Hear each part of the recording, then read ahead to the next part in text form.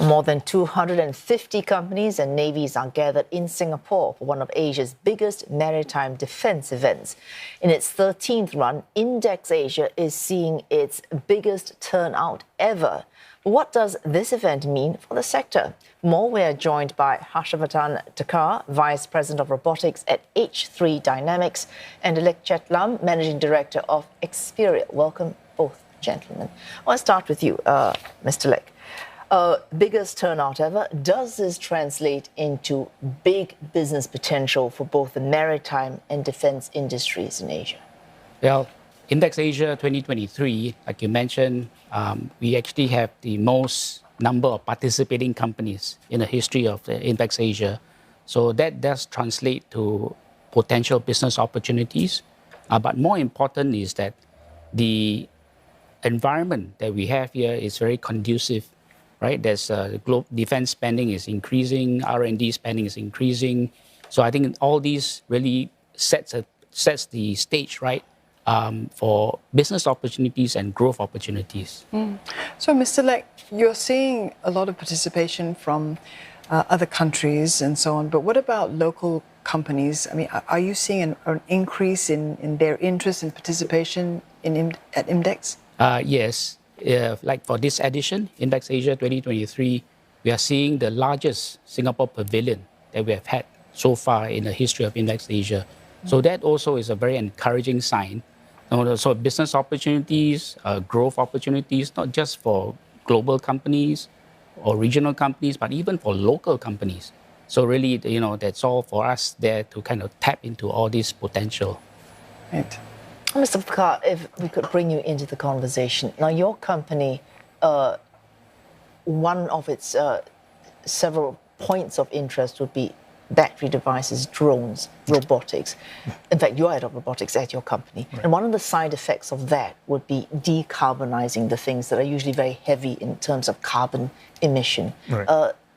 Could you explain your technology for us and its relevance in the current industry?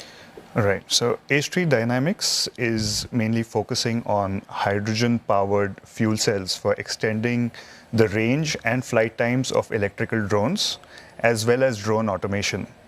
So what we are doing is we are ensuring that whatever the drones are being used today for security, surveillance, as well as inspection applications, are able to fly much longer than the 30 minutes today, which is available from battery power, where we can use hydrogen fuel cells to extend this flight range to up to 2 hours for multi-rotor and up to 5 hours for fixed wing.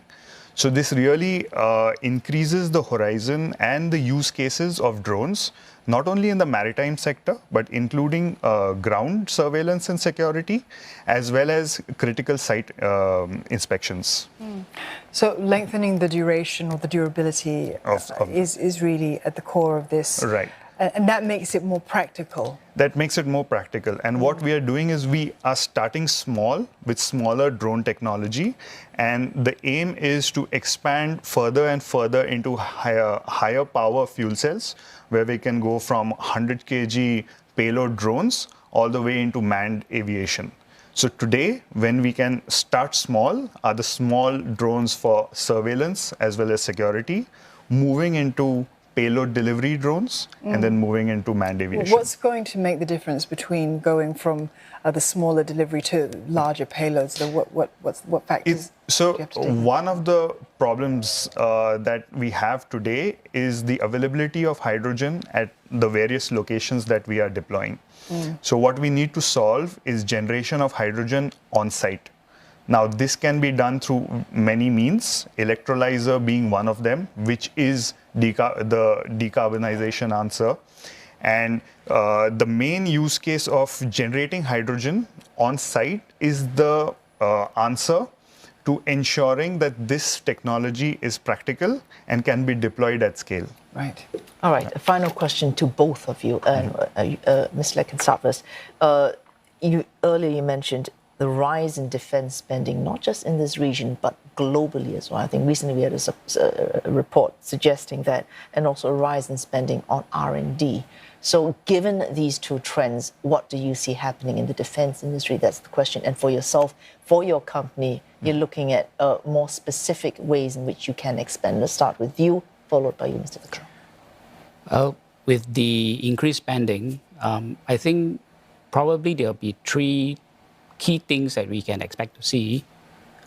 One is the modernization of the fleets, by the navies or by the services, because there's money to be spent. So I think they'll be looking at how do we upgrade. The other thing is we are seeing moving towards digitization, autonomous technology. That's also another area that's focus and money is spent. And I think the last key area is really sustainability, moving towards sustainability, electric propulsion, so that and decarbonization. So Brings that you in, it brings you in there. Right. So if we come to the defense use cases, we have all seen how drones are being used today, in various situations.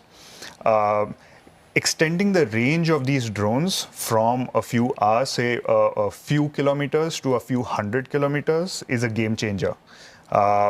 All the drone manufacturers and all the defense institutes are saying fuel cells and hydrogen technology is a game changer for drones. And we definitely look to be part of that ecosystem.